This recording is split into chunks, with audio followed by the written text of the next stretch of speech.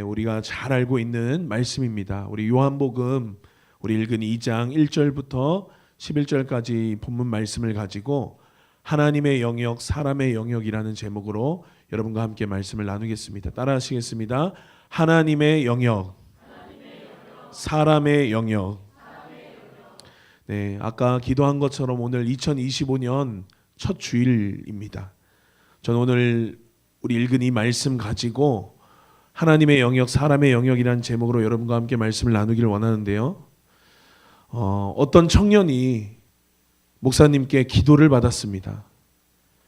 그런데 그 목사님께서 기도를 하는 중에 하나님이 예언의 말씀을 주셨습니다. 그래서 그 청년에게 예언 기도를 해줬어요. 그 청년이 어떤 예언을 받았느냐? 내가 너를 의사로 세울 것이다. 그리고 내가 너를 열방의 의료 선교사로 내가 기름 붓기를 원하노라. 이 청년이 그 기도를 받을 때 어땠겠습니까? 여러분들이 만약 청년의 때에 이런 예언 기도를 받으셨다면 여러분 어떠시겠어요? 가슴이 뛰고 너무너무 설레고 너무너무 벅찼습니다. 그리고 하나님께 너무 감사했습니다. 하나님이 나 같은 것도 의사로 세워주시는구나. 하나님이 나 같은 것도 의사로 만들어주시는구나. 그리고 하나님이 그런 나를 사용하시는구나. 그런데 여러분, 딱 거기까지였습니다. 이 청년이 그 이후로 어떤 삶을 살았냐면 태평하게 놀고 삶은 게을러지고 공부는 한 글자도 하지 않았습니다. 결국 이 청년을 보고 그때 기도해 주신 그 목사님께서 이 청년의 삶을 알고는 불러서 아주 호되게 혼을 냈다는 그런 이야기입니다. 여러분, 우리는 이 청년을 두고 믿음이 좋은 청년이다라고 이야기하지 않습니다.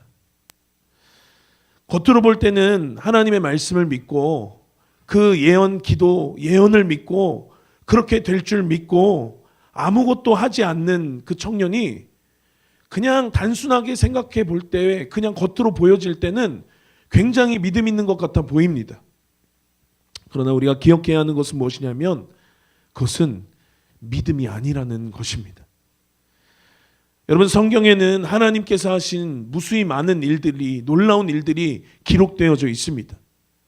그리고 그 하나님의 일하심 속에는 전적인 하나님의 영역만 있는 것 같은데, 그러나 그 속에 필히 사람의 영역이 존재했다는 사실을 오늘 저는 여러분과 함께 나누기를 원하는 것입니다. 의료 선교사로 하나님께서 그 청년을 의사로 세우시고 그를 쓰시겠다는 그 예언 기도를 받은 그 청년, 저도 전해 들은 것이나 그 청년이 그 이후에 착실하게 살고 열심히 공부를 해서 의대에 들어갔는지 의사는 되었는지 저는 알지 못합니다. 그러나 분명 그가 그 말씀을 듣고 그에게 허락된 그의 영역을 그가 충실히, 성실히 순종하며 하나님 앞에 열심으로 그의 영역을 채워간다면 그 하나님께서 목사님을 통해 주신 그 예언의 말씀대로 하나님은 그 청년이 부족할지라도 그 청년을 세우시고 틀림없이 사용하실 것을 저는 믿습니다. 여러분, 그런데 이 말씀은, 이 원리는 그 청년에게만 해당되는 게 아니고 성경에 있는 그 많은 놀라운 사건의 현장들에 있었던 사람들에게만 해당되는 게 아니라 오늘날 저와 여러분에게도 동일하게 적용된다는 사실을 여러분이 깨달아 알아지는 시간 되시길 예수의 이름으로 축복합니다. 하나님은 올해 우리 공동체에게 표어의 말씀으로 어떤 말씀을 주셨습니까? 언약의 산지를 얻게 되리라. 송구영신 예배의 말씀의 제목이 여러분 무엇이었습니까? 최악의 상황에서 최고의 날을 만들 때 그때 하나님이 놀랍게 일하신다라는 메시지 아니었습니까? 철병거를 그들이 가졌을지라도, 그들이 그 땅을 이미 차지하고 있을지라도 하나님의 언약의 말씀을 듣고 그 말씀을 따라 순종하며 나아갈 때 최악의 상황이지만 그러나 믿음으로 무장한, 그리고 하나님 앞에 믿음의 발걸음을 떼는 우리가 칼을 뽑을 때 그 전쟁은 하나님께 속한 전쟁인 줄로 믿습니다. 그러니 여러분, 이 하나님의 놀라운 일하심의 그러한 사건들 속에는 하나님께서만 100% 일하시는 전적인 하나님의 영역인 것 같지만, 그러나 그 속에 하나님께서 우리에게 부여하신, 하나님께서 우리에게 맡겨놓으신 우리의 영역, 오늘 말씀의 제목처럼 사람의 영역이 존재한다라는 이 주제를 가지고 오늘 2025년 첫 주일인데 하나님께서 우리에게 약속하신 언약의 놀라운 산지들을 우리에게 허락하실 그때에 우리가 해야 할 일이 무엇인지, 올 한 해 우리가 어떠한 자세로 어떠한 태도로 하나님 앞에 나아가야 하는지 오늘 함께 말씀을 나누고 또 이것을 붙잡고 기도하는 시간 되기를 원합니다. 오늘 본문 말씀은 여러분 너무나도 잘 알고 있는 말씀이죠. 가나의 혼인잔치의 그 사건이었습니다. 물을 포도주로 만드신 예수님께서 처음으로 기적을 행하신 예수님의 첫 기적 사건이었습니다. 예수님의 고향이었던 그 갈릴리, 거기 혼인잔치가 열렸는데 1절에 보니까 누가 참석했냐면요, 예수의 어머니 그리고 예수님 그렇게 참석을 했고, 우리 2절 말씀 보니까 뿐만 아니라 그 제자들도 그 혼인잔치에, 오늘날로 따지면 결혼식이죠, 그 결혼식에 청함을 받았다라고 기록하면서 요한복음 2장 말씀이 시작이 됩니다. 그런데 그 결혼식에 문제가 생겼어요. 우리 예찬 전사님 결혼한 지 1년 넘었고 이제 2년 차죠. 네. 벌써 이제 이엘이라는 새 생명도 이 가정 가운데 태어났고, 누구나 이제 결혼식을 준비할 때 예식장을 예약합니다. 그리고 손님이 몇 명이 올까, 몇 명이 올지 신부 측과 신랑 측에 예상되는 하객 수를 맞춰가지고 또 음식을 예약을 해야 됩니다. 만약 300명을 예약했는데 200명밖에 오지 않았다, 100명은 먹지도 않았지만 그 음식값을 지불해야 합니다. 그런데 그때 항상 이 고민되는 것이 있죠. 만약 손님이 너무 많이 와서 300명 준비를 했는데 예를 들어서 400명이 왔다, 그러면 100명은 잔치집에 와서 이 음식도 못 먹고 그냥 돌아가는 그러한 일을 겪곤 합니다. 그때 여러분 얼마나 이 잔치를 열고 초청한 사람이 민망하고 참으로 곤욕스럽겠습니까? 우리나라도 잔칫날에는 음식이 부족하기보다는 좀 더 여유롭게, 좀 더 남게 풍족하게 음식을 준비하고 하객들이 마음껏 즐길 수 있도록 하는 것이, 그것이 관념이고 그것이 잔칫날 초대한 사람의 태도였습니다. 유대인들도 동일했는데, 그런데 그때 어떤 일이 있었냐면 바로 포도주가 동이 나는 일이 있었습니다. 특별히 많은 것들이 있지만 포도주는 동이 나서는 안 되는, 부족해서는 안 되는, 없어서는 안 되는 아주 중요한 것 가운데 하나였습니다. 그런데 이 포도주가 부족한 비상 상황에서 예수님의 어머니 마리아가 예수님에게 이야기를 하죠. 3절 말씀 우리 함께 한 목소리로 읽겠습니다. 시작. 포도주가 모자란지라 예수의 어머니 예수에게 이르되 저희에게 포도주가 없다 하니. 예수님의 어머니 마리아가 예수님에게 왜 말했습니까? 포도주가 없다, 저들에게 포도주가 없다. 아마 예수님께서 이 사태를, 이 곤욕스러운 상황을 해결해 달라는 그러한 간청이었을 건데, 그런데 예수님의 대답이 무엇이었냐면 4절 말씀을 함께 읽겠습니다. 시작. 예수께서 가라사대 여자여 나와 무슨 상관이 있나이까? 내 때가 아직 이르지 못하였나이다. 저렇게 예수님이 말씀하시면서 그 육신의 어머니인 마리아의 간청을 정중하게 거절을 합니다. 그리고 마리아는 거기에 있는 하인들에게 귀띔을 해주는데 뭘 말하냐면 저 예수가 무슨 말을 하든지 너네들이 그대로 하라라고 하인들에게 5절에 귀띔을 해주죠. 그런데 예수님께서 아니나 다를까 돌 항아리 6개를 가리키시면서 하인들을 불러다가 그 항아리에 물을 채우라라고 이야기합니다. 그래서 이 마리아의 귀띔을 받은, 당부를 받은 하인들이 어떻게 했습니까? 이해는 되지 않지만, 왜 포도주를 담는 항아리에다 물을 담아오라고 하는지 이해는 되지 않지만 당부해 준 것이 기억이 나서 그 항아리 아귀까지 물을 채우죠. 그리고 나서는 예수님이 그것을 떠다가 연회장에 갖다가 주라라고 그렇게 이야기를 하고, 또 이해되지 않지만 이 하인들이 그것에 순종하여 연회장에, 결혼식장에, 사람들이 식사하고 있는 그 현장에 그 물을 퍼다가 주는 것입니다. 그런데 여러분, 그 연회장이 난리가 났죠. 맹물을 줘서 난리가 난 게 아니라 우리가 잘 알고 있는 것처럼 오늘 우리가 읽은 본문 내용처럼 너무나도 맛이 일품인 좋은 포도주를 원래 나중에 주는 게 아니라 처음에 주고, 그리고 나서 사람들이 나중에 맛을 잘 알지 못하고 무뎌졌을 때, 그럴 때에 이제 얼마 먹지 못하게 될 때, 그럴 때에나 주는 것인데, 그런데 이것을 나중에 내어준 것에 대해서 너무 맛있어서 난리가 납니다. 이것이 처음 예수님의 표적이었고 기적이었고 그 유명한 가나의 혼인잔치, 물을 포도주로 만드신 놀라운 사건이었습니다. 자, 저는 오늘 여러분과 이 제목, 말씀의 제목을 기억하면서 몇 가지 단어를 좀 중점적으로 살펴보기를 원하는데, 바로 첫 번째 4절 말씀에 내 때인 것입니다. 어머니 마리아의 간청에 예수님께서 내 때가 아직 이르지 않았다, 때에 대해서 말씀을 하시죠. 그리고 7절 말씀에 하인들이 그 6개의 돌 항아리에다가 물을 채우니에 채우니, 그리고 8절에 갖다 주었더니, 저는 내 때, 그리고 채우니, 갖다 주었더니 이 단어에 우리가 보기를 원합니다.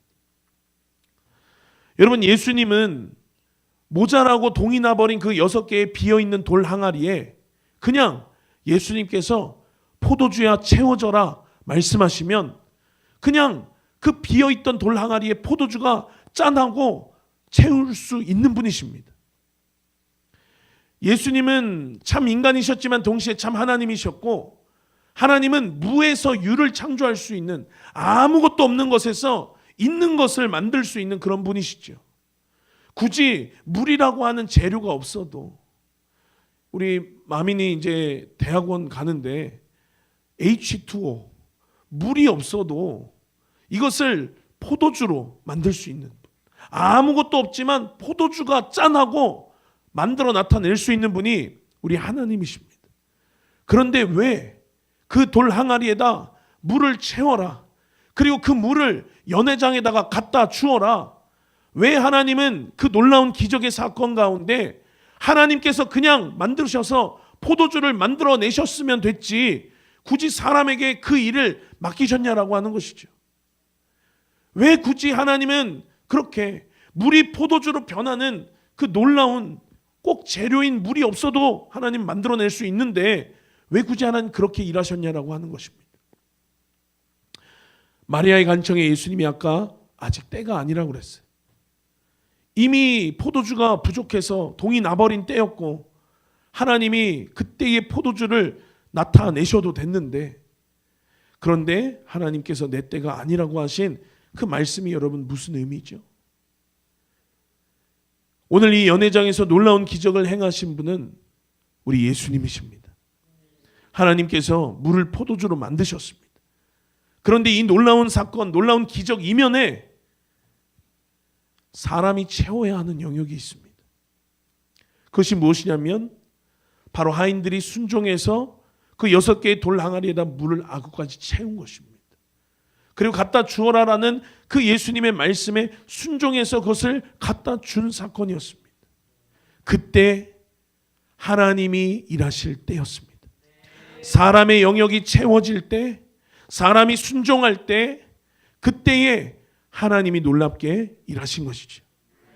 하나님은 여러분들 삶 가운데 놀라운 일들을 행하실 준비가 항상 되어 있으신 분이십니다. 하나님은 여러분들의 삶 가운데 지금도 놀라운 일을 행하실 준비는 이미 하나님은 다 되어 있으십니다. 이사야서 59장 1절 말씀 보니까 뭐라고 이야기합니까? 여호와의 손이 짧아 구원치 못하심도 아니요 귀가 둔하여 듣지 못하심도 아니라라고 그렇게 이야기하지 않습니까? 이사야 선지자가 백성들을 향해서 규탄하면서 외쳤던 말이었습니다. 백성들을 향해서 외쳤던 말, 하나님도 그들을 구원하고 싶었습니다. 하나님 누구보다도 그들을 회복시키고 싶었습니다. 그런데 왜 그들에게 하나님의 구원의 손이 닿지 않았느냐? 왜 그들에게 하나님의 회복의 손길이 닿지 않았느냐? 2절 말씀 보니까 뭐라고 이야기합니까? 오직 너희 죄악이 너희와 너희 하나님 사이를 내었다. 하나님과 그들 사이에 죄가 가로막고 있다라고 하는 것입니다. 그러니 사람의 영역이 무엇이었습니까?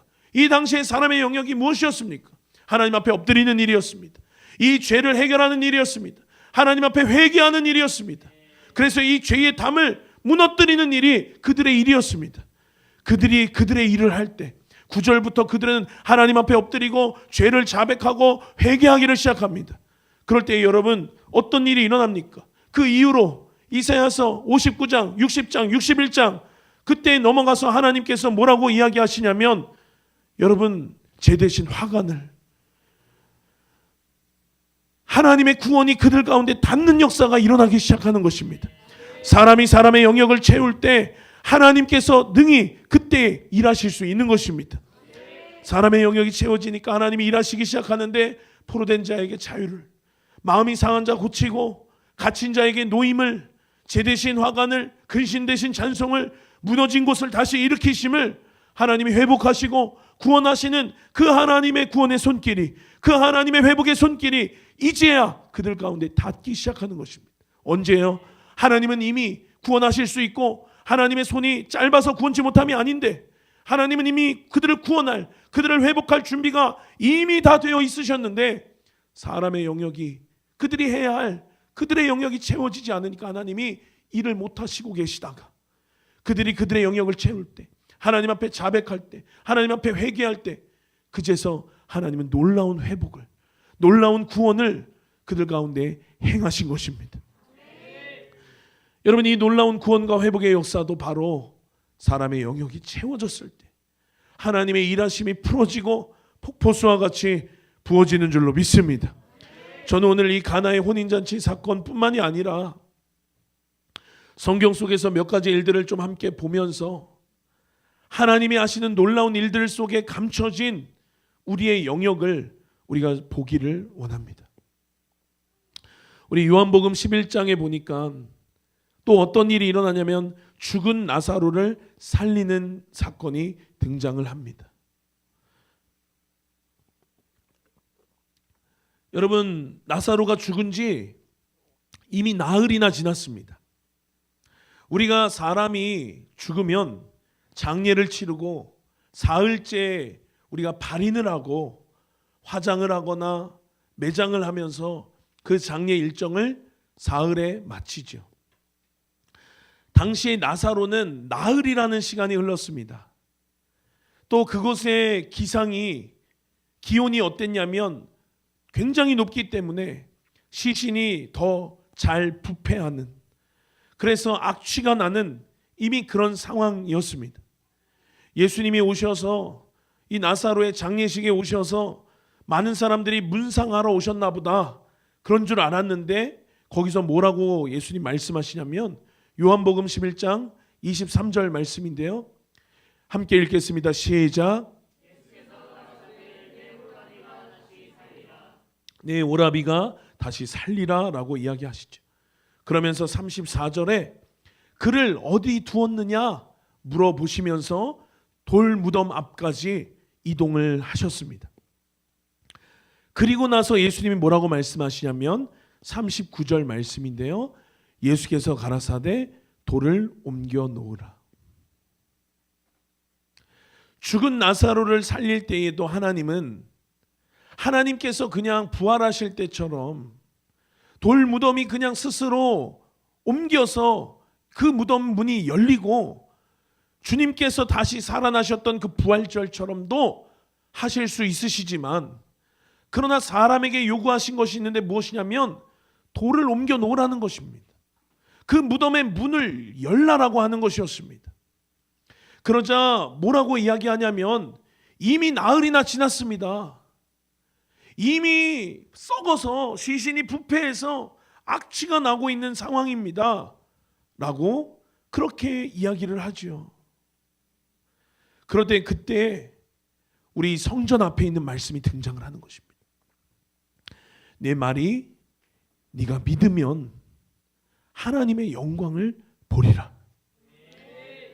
그리고 그 무덤 문을, 그 돌문을 열어 사람의 영역을 채우니까, 사람의 영역을 다하니까 그때에 어떤 일이 일어나냐면 아까 사진처럼 44절에 수족을 배로 동인 채로 나오면서 나사로가 살아나는 그러한 놀라운 역사의 현장이 완성이 되는 것입니다.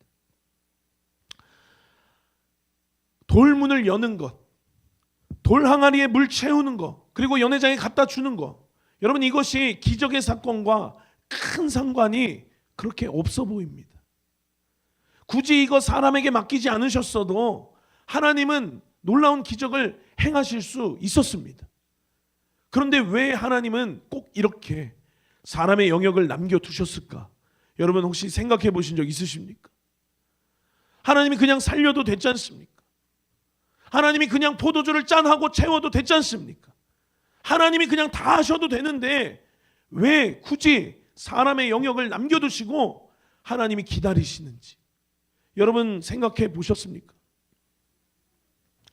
하나님은 하나님의 놀라운 일들 가운데, 하나님은 하나님의 놀라운 프로젝트 가운데 바로 우리와 함께 하고 싶으셔서 그런 것입니다. 하나님이 혼자 다 하실 수 있습니다. 하나님이 다 하실 수 있습니다. 없는 것에서 있는 것을 만드실 수 있고요. 하나님이 손만 까딱하면, 아니 손 하나 까딱하지 않아도 그냥 돌문을 옮기실 수 있는 분이십니다. 그런데 왜 하나님은 우리에게 그 영역을 맡기셨는가? 하나님은 우리와 함께 우리로 하여금 기적의 놀라운 주인공이 되기를 원하시는 분이십니다. 우리가 방관자나 우리가 구경꾼이나 우리가 관찰자가 아니라 그 놀라운 기적의 현장에서 놀라운 기적의 주인공이 되기를 우리 하나님은 원하시는 분이시라는 사실입니다. 하나님의 놀라운 일들을, 그 기적을 경험하고 체험하라고 하나님은 우리에게 작은 우리의 영역을 하나님께서 남겨두셨다라고 하는 것이죠.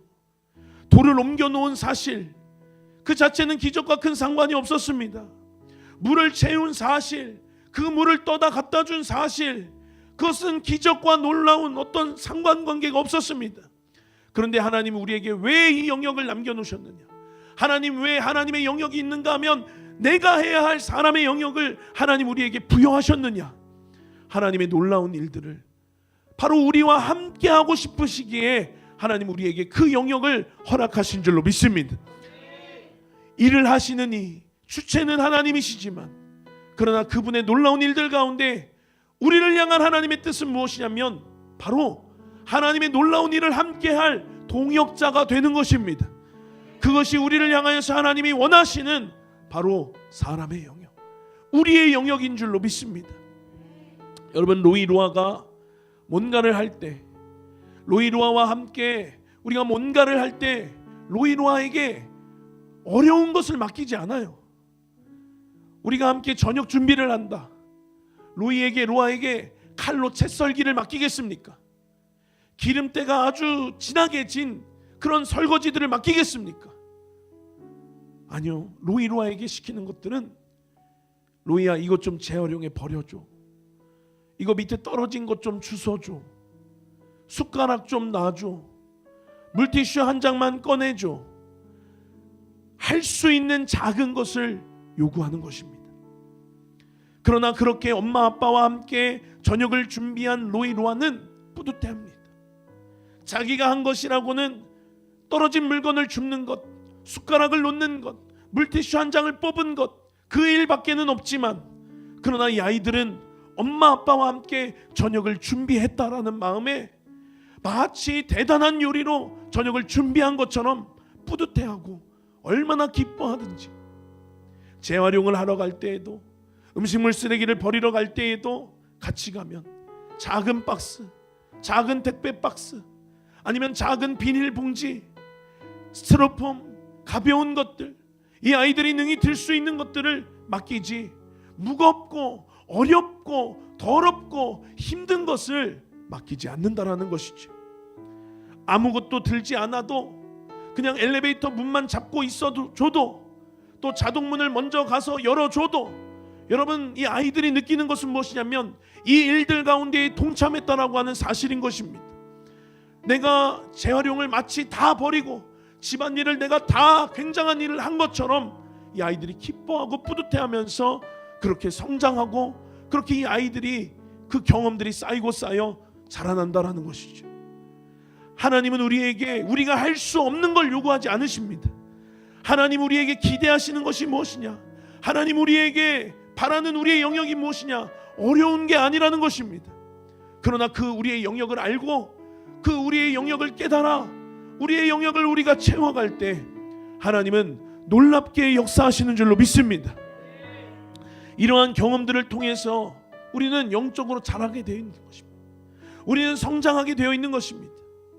하나님과 함께하는 프로젝트들이, 하나님과 함께하는 일들이 쌓이고 쌓이고 쌓이면 쌓일수록 우리는 성숙해지고 우리는 친밀하여지고 우리는 하나님과의 놀라운 스토리가 쓰여지는 것입니다.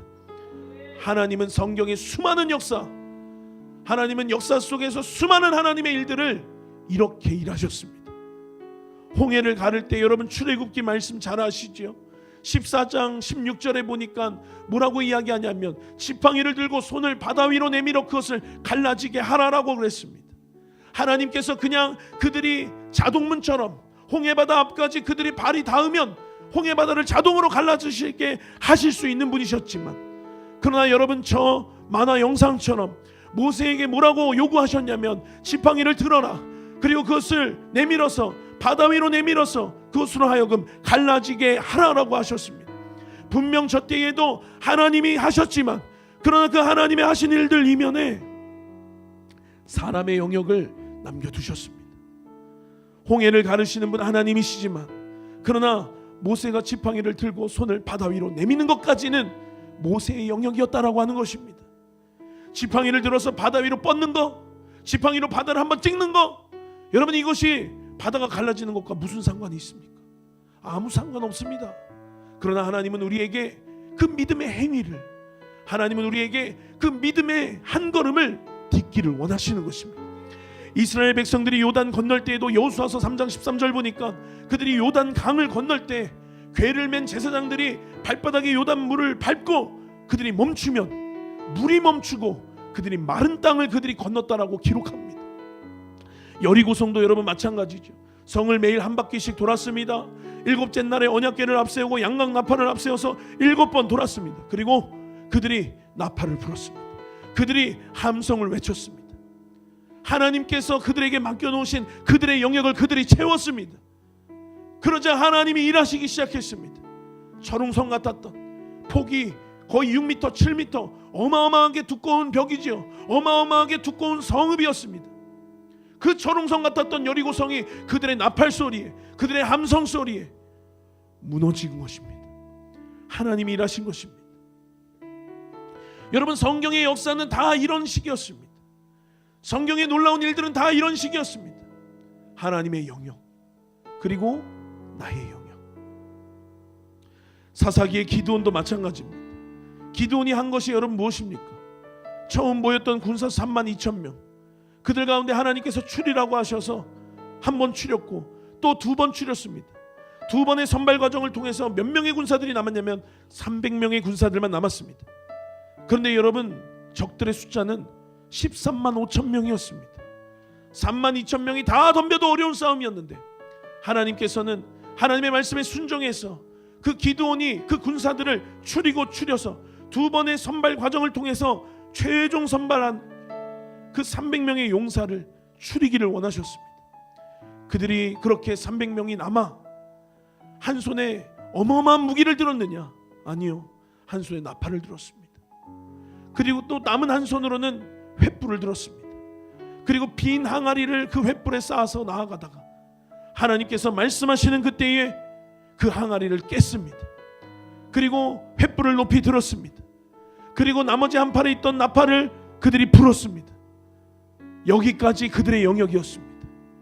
그들이 그들의 영역을 채우니까, 그들이 그들의 영역에 순종하니까, 그들이 그들의 영역을 그들이 감당하니까 하나님께서 놀랍게 일하시기를 시작하시는데 300명의 용사로 13만 5천의 미디안을 진멸하는 놀라운 기적의 승리가 그들 가운데 부여된 것입니다.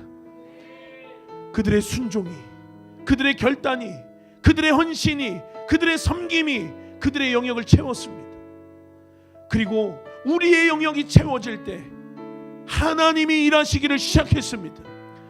엘리사가 문둥병 걸린 나아만 장군에게 뭘 요구했습니까? 나아만 장군의 영역을 요구했습니다.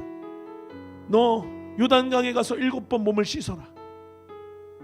요단강이 무슨 약이 있는 약물도 아니고 약효가 있는, 효염 있는 그런 신령한 물도 아닌데 요단강에 들어가서 7번 몸을 씻어라라고 그 나아만 장군의 영역을 제시했습니다. 나아만 장군이 그의 영역을 채웠을 때 하나님이 그의 문둥병을 깨끗하게 낫게 하셨습니다. 나의 영역을 채울 때, 사람의 영역을 채울 때 하나님은 늘 이렇게 놀랍게 역사하셨다라고 하는 것입니다. 혹 여러분들의 삶 가운데 하나님이 일하시지 않는 것 같은 느낌이 들 때 있습니까? 혹 여러분의 삶 가운데 하나님이 뭔가 일하셔야 할 타이밍인데 일하시지 않는 것 같이 느껴질 때 여러분 있으십니까? 여러분들의 영역을 여러분들이 채우고 있는가 점검하시는 여러분 되시기를 축복합니다. 나아만 장군에게 치유의 하나님께서 일하셨습니다. 나아만 장군의 영역을 그가 채울 때, 요단강에 7번 들어갈 수 있는 그의 영역을 그가 채울 때 그는 기적을 경험할 수 있었습니다. 그처럼 오병이어 사건, 우리가 너무나도 잘 알고 있는 사건이죠. 한 소년이 내어놓은 도시락, 소년이 먹을 수 있는, 지금으로 치면 그냥 급식 한 판, 작은 도시락이었습니다. 물고기 2마리와 보리떡 5개, 자기의 먹을 도시락을 예수님 앞에 내어드린 헌신이 있었습니다. 그 소년의 영역이 채워졌습니다. 그 소년이 해야 할 순종을 했습니다. 그 소년이 헌신해야 할 헌신을 했습니다. 그 헌신은 작은 헌신이었지만, 그러나 그의 영역이 채워질 때 하나님은 놀랍게 역사하셨죠. 남자만 5,000명이 있는 그곳의 많은 무리들을 다 배부르게 먹이고 12광주리 12바구니나 남았다라고 하는 것이죠. 여러분, 이렇듯 성경의 수많은 역사는, 하나님의 놀라운 일들은 반드시 하나님께서 하시지만 그러나 그 이면에 우리에게 요구하시는 우리의 영역이 반드시 존재한다라는 사실을 오늘 이 말씀 가운데 깨달아 아는 여러분 되시길 예수님의 이름으로 축복합니다. 수없이 많은 하나님의 놀라운 일들, 여러분 구원도 마찬가지입니다. 여러분, 하나님은 불신자나 또 하나님 앞에 성도나 할 것 없이 우리 주님은 사랑하시는 분이십니다. 그 영혼을 불쌍히 여기시고 그 영혼을 사랑하시는 분이십니다. 온 인류가, 모든 사람이 구원받기를 우리 하나님 원하시는 분이십니다. 그래서 모든 사람에게 예수 그리스도를 보내셨고 그 예수 그리스도를 통하여서 구원의 길을 다 여셨습니다. 우리가 쉽게 이해하기 위해서 우리가 다 물에 빠졌습니다. 우리의 죄와 허물 때문에 물에 빠져서 죽을 수밖에 없는 우리인데, 그러나 모든 사람에게 하나님께서 구원의 손길을 내미셨다 이 말입니다. 그런데 그 손을 붙잡는 사람은 그 물로부터, 사망의 물로부터 건짐을 받을 것이고, 그 손을 붙잡지 않는 사람은 구원의 기회가 있었으나 구원의 손길이 그에게도 닿았으나 그러나 그의 영역을 채우지 않아서, 그가 그 손을 붙잡지 않아서 그는 구원받을 수 없었다라고 하는 것입니다. 여러분, 이 구원관이 신학적으로 이야기하면 어떤 신학적인 용어냐면 신인 협동설입니다. 신과 인간이, 하나님과 인간이 협력하여, 협동하여, 동역하여 함께 일한다.